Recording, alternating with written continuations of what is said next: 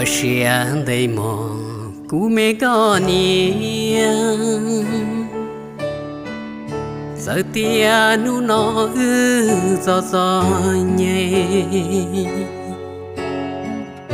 lúc nên chỉ mua xử lý lúa tê, lâu xuyên để mồ mê có nia. Trâu xiên rồi cứ ngó mê có nia, lúa tê lúa chơi thiệt say tàu mò,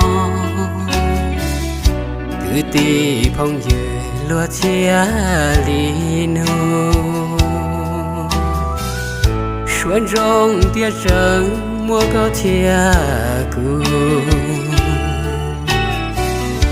Chỉ cứ cả thiệt luôn nên phong ca, cứ tin nên trả lúa yên chỉ xua. Giờ lời mùa lời cứ lời tin, tu sẽ trả lý ở mê con nia.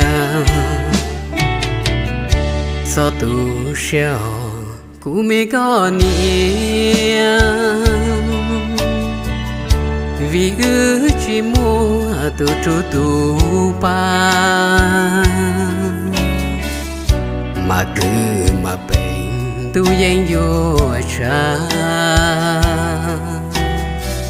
Inu toàn đây do ước chỉ tu.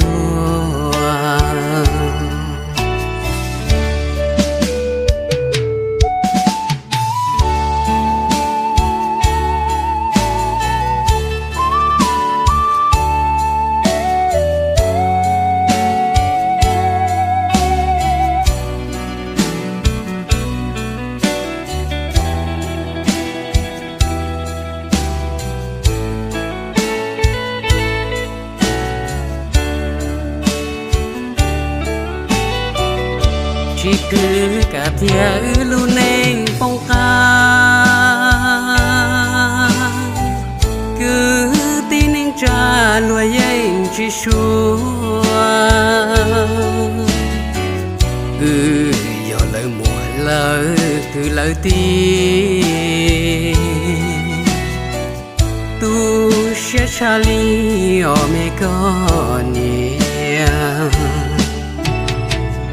Sao tu sẽ cú mê con nia, vì ước chỉ mua tu tru tu pa, mà cứ mà bệnh tu yên vô cha. Inu toàn đây do ước chỉ tu.